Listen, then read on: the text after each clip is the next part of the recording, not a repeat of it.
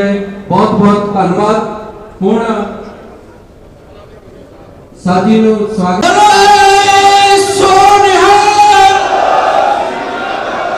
बहुत बहुत धन्यवाद दोस्त है। बहुत बहुत धन्यवाद। हुण साथी नु स्वागत। इंकलाब इंकलाब। आप सबका बहुत बहुत धन्यवाद। फिर भी पहुंच गए पंजाब जीतने के बाद जब आपने तय किया कि अब हम गुजरात जाएंगे। आप ही लोग गए थे गांव-गांव में विधानसभा के एक गांव में 6 महीने में जो आपने कर दिखाया। वो जब बात पंजाब पहुंची तो इन्होंने ये सोचा कि यार इसको दिल्ली से बाहर मत निकलने दो, पंजाब में तो किसी भी हाल में जीतने मत दो। इन्होंने सारे कुकर्म किए आपको पंजाब में आम आदमी पार्टी की सरकार रोकने के लिए, सारे धीरे धीरे। फिर इन्होंने उस मीटिंग में तय कर लिया। उसके बाद इन्होंने एक फर्जी केस बनाया, अपने अफसरों को बुलाए, बोला कि भाई साहब एक केस बनाओ। बोले सर किसमें केस बनाए, ये तो करप्शन करते ही नहीं है।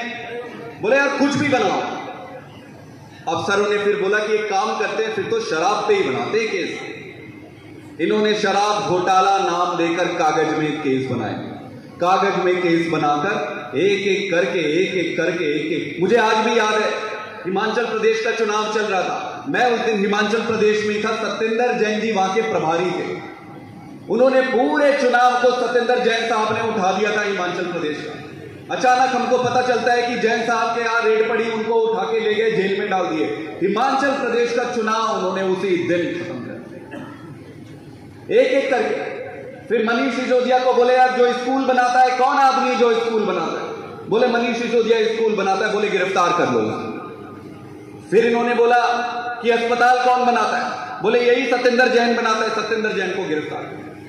फिर इन्होंने देखा संजय सिंह आवाज उठाता है संसद में, बोले इसको गिरफ्तार करो, ये बहुत बोलता है। फिर इन्होंने सोचा कि पार्टी इतने में टूट जाएगी, इनकी दुकान बंद हो जाएगी।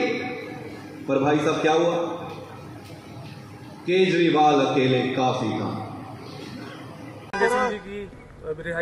आप सबको और पूरे देशवासियों के लिए अच्छी बात है कि अगर ईमानदार आदमी को अगर ऐसे जेल में डाला जाए तो राजनीति में कौन आएगा? कौन शरीफ परिवार का आदमी राजनीति में आएगा? राजनीति इतनी गंदी हो गई है। लेकिन न्यायपालिका पर सबको भरोसा है, उनके छूटने से, बेल मिलने से सबको खुशी है। खड़क साहब आज मीटिंग की थी जलंधर के विच, हालात की नजर आए ने जिवें पिछले दिन एक एमएलए और एक एमपी छड़ के चले गए, कारण की मानते हो तुसीं? देखो हालात ग्राउंड पे बहुत अच्छे हैं, पब्लिक हमारे साथ है, वॉलंटियर हमारे साथ है। जो 1-2 लोग जो गए हैं उनको, उनके बारे में मैं कुछ कहना नहीं चाहूँगा। उन्होंने जो किया है, जो कर रहे हैं, वो जनता उसका जवाब देगी और ऊपर वाले जो है, ऊपर वाला सारा कुछ देख रहे हैं। और सर ਤੁਸੀਂ ਪਾਰਟੀ ਦੀ ਵਿਚਾਰਧਾਰਾ ਨੂੰ ਕਿਵੇਂ ਡਿਸਕ੍ਰਾਈਬ ਕਰੋ, ਕਿਉਂਕਿ ਜਿਹੜੇ ਦੂਸਰੀਆਂ ਪਾਰਟੀਆਂ ਚੋਂ ਆ ਰਹੇ ਨੇ ਹਫਤਾ ਪਹਿਲਾਂ ਉਹਨਾਂ ਨੂੰ ਨਵੀਆਂ ਟਿਕਟਾਂ ਦਿੱਤੀਆਂ ਜਾ ਰਹੀਆਂ ਨੇ ਪਾਰਟੀ ਦੇ ਵੱਲੋਂ, ਜਿਹੜੇ ਪੁਰਾਣੇ ਵਰਕਰ ਨੇ ਜਾਂ ਪਾर्टी ਕਹਿੰਦੀ ਸੀ कि ਅਸੀਂ ਦਰਿਆ ਵਿਛਾਉਣ ਵਾਲਿਆਂ ਨੂੰ टिकटा दिया करेंगे। नहीं, ये मुझे बताओ कि कितने टिकट हमने अभी तक घोषणा की है? 8-10 ਦੀ करती है। उसमें से कितने लोग हमारे मंत्री हैं और कितने एमएलए हैं? 90% है ना, 90% है ना, 90% है ना। देखो आपको ये समझना पड़ेगा कि अच्छे लोगों की जरूरत रहेगी। आप अच्छे लोगों को, उनकी विचारधारा को, जिनका हमारे विचारधारा से मिलता है, अच्छे लोगों को लेना पड़ेगा। पार्टी तभी परिवार बढ़ता है। एक बात। दूसरी बात, आप ये देखो 90%, 99% हमारे अपने पुराने लोग हुए हैं। तो आपका क्वेश्चन फंडामेंटली वो गलत है। वो गलत इसलिए है अगर तो कि पूरा का पूरा आप ये करते तब तो आपका क्वेश्चन सही होता। मोटा मोटी एक चीज़ आप सारे लोगों के माध्यम से मैं कहना चाहता हूँ, भारतीय जनता पार्टी का एक षड्यंत्र था। षड्यंत्र तब से शुरू हुआ जब से पंजाब की जनता ने अरविंद केजरीवाल और भगवंत मान को बहुमत की सरकार दी। उस दिन से इन्होंने प्लान बनाना शुरू कर दिया। प्लान बना के षड्यंत्र यही था कि केजरीवाल को गिरफ्तार करो, गिरफ्तार करके पार्टी तोड़ दो। आप बताओ आज़ादी के बाद पहले कभी हुआ है क्या कि सारे एमएलए को कॉल आ रहे हैं, एक एक को कॉल आ रहे हैं, भाई आप 25 करोड़ ले लो, 50 करोड़ ले लो, मुंह से बोलो जो चाहिए? ऐसा कभी हुआ है? रिकॉर्डिंग से सारे एमएलए के पास। ये स्थिति है। देश में प्रजातंत्र की धज्जियां उड़ गई हैं जब चुने हुए आपके लीडर को सीधा सीधा खरीद फरोख्त की बात चले। ये तो बहुत गंदी बात है। मेरा ये मानना है कि जनता ये सब बर्दाश्त नहीं करती है और जनता को ये सब पसंद नहीं आता है। जनता इसका जवाब देगी।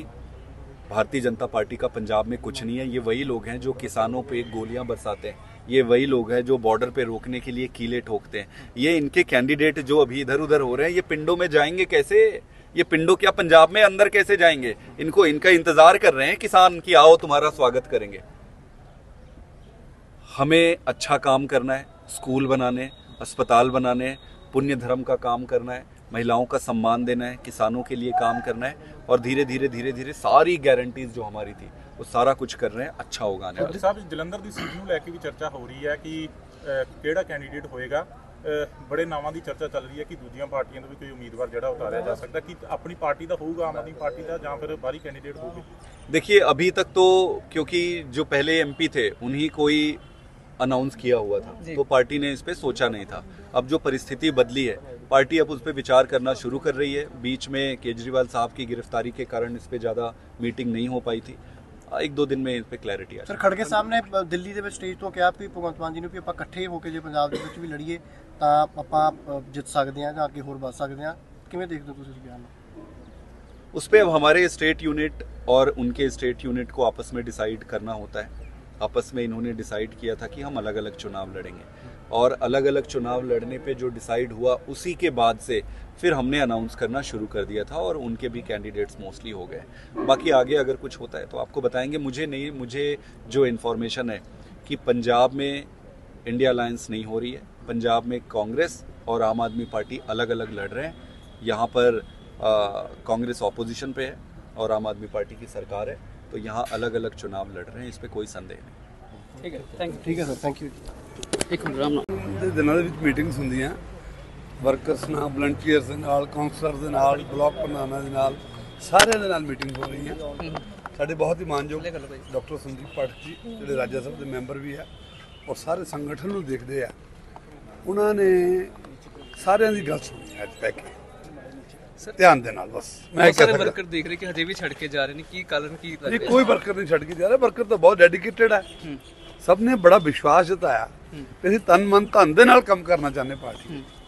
ਤੇ ਸ਼ੀਤਲ ਜੀ ਵੀ ਕਹਿੰਦੇ ਕਿ ਕੰਮ ਹੀ ਨਹੀਂ ਕਰਨ ਦੇ ਰਹੇ, ਇਹੀ ਕਾਰਨ ਨੇ ਸਾਡੇ। ਹੁਣ ਉਹ ਜਿਹੜਾ ਬੰਦਾ ਛੱਡ ਕੇ ਚੱਲ ਜਾਂਦਾ ਕੁਝ ਵੀ ਕਹਿ ਸਕਦਾ। ਤੁਹਾਨੂੰ ਪੁੱਛਣਾ ਪਹਿਲਾਂ ਤੁਸੀਂ ਇਸ ਪਾਰਟੀ ਤੋਂ ਲੜਿਆ, ਤੁਹਾਨੂੰ ਪਾਰਟੀ ਨੇ ਇੰਨਾ ਮਾਨ ਦਿੱਤਾ, ਜਤਾਇਆ, ਉਹਨਾਂ ਨੂੰ ਇੱਥੇ ਵਿਚਾਰ ਕਰਨ ਚਾਹੀਦਾ ਕੋਈ ਗੱਲ ਕਰਨ ਤੋਂ ਪਹਿਲਾਂ। ਲੱਗਦਾ ਚੋਣਾਂ 'ਚ ਛੱਡ ਕੇ ਜਾ ਰਹੇ ਨੇ ਜਾਂ ਫਿਰ ਜਿਨ੍ਹਾਂ ਦੀ ਚਰਚਾ ਚੱਲ ਰਹੀ ਹੈ ਉਹਨਾਂ ਦੇ ਪ੍ਰਤੀ ਗੱਲਬਾਤ ਹੋਈ ਹੈ ਜੀ? ਨਹੀਂ, ਕੋਈ ਗੱਲ ਨਹੀਂ। ਉਹਨਾਂ ਨੇ ਸਭ ਦਾ ਵਿਊ ਪੁਆਇੰਟ ਦੇਖਿਆ, ਮੈਂ ਸੁਣਿਆ ਵੀ ਕਿੱਥੇ ਕਿਹੜੀ ਜਗ੍ਹਾ ਤੇ ਕੀ ਤਕਲੀਫ ਹੈ। ਜ਼ਿਆਦਾਤਰ ਕਿਹੜੇ ਮੁੱਦਿਆਂ ਦੇ ਉੱਪਰ ਫੋਕਸ ਰਿਹਾ? ਨਹੀਂ, ਫੋਕਸ ਉਹਨਾਂ ਦਾ ਰਿਹਾ ਵੀ ਕੋਈ ਪ੍ਰਸ਼ਾਸਨਿਕ ਕੋਈ ਕਿਸੇ ਨੂੰ ਦਿੱਕਤ ਆਇਆ, ਕੋਈ ਕੁਛ ਹੈ, ਉਹ ਤੇ ਗੱਲ ਸੁਣੀ ਆ ਸਾਰਿਆਂ ਦੀ ਬੈਠ ਕੇ। ਠੀਕ ਹੈ।